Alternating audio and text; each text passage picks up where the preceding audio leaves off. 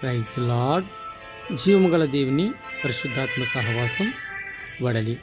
ఈరోజు వాగ్దానం మన కొరకు పరిశుద్ధ గ్రంథం నుండి కీర్తన గ్రంథం 103వ అధ్యాయము 3వ చరణం.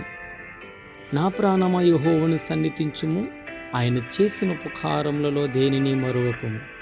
నా ప్రాణమా యెహోవాను సన్నిధించుము, ఆయన చేసిన ఉపకారములలో దేనిని మరువకుము.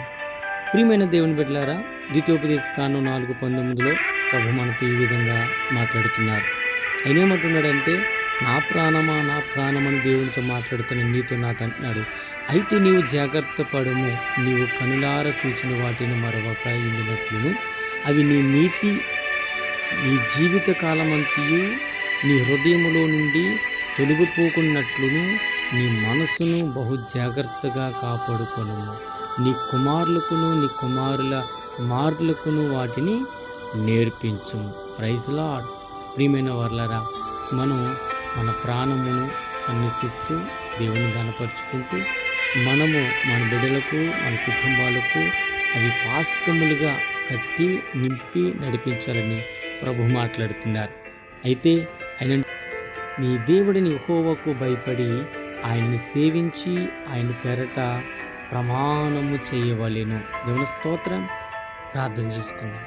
మహాగురుడ మహోన్నతుడా పరిశుద్ధుడా ప్రేమ గల తండ్రి, నీ పరిశుద్ధ నామాన్ని బట్టి నీ కొందనాలు. ఈ ఉదయకాల సమయంలో మమ్మల్ని అందరం జ్ఞాపకం చేసుకుని కొందనాలు. ఈరోజు ప్రభువా, ఇదిగో ఇతర దేశాల్లో సరైనటువంటి ఉద్యోగాలు ప్రమాణాలు లేక అవసరతలో నుండి అక్కర్లో నుండి కొరకు ఎదురు చూసిన ప్రతి బిడ్డను దీవించండి, ఆదరించండి, కనికరించండి. వారికున్న ప్రతి విధమైన అడ్డు గోడలను లయపరచండి.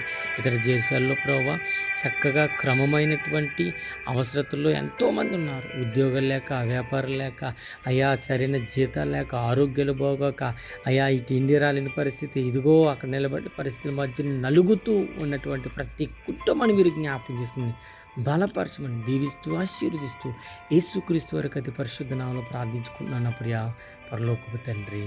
ఆమేన్. God bless you all. Praise Lord. దేవుని దీవించును గాక. ఆమేన్.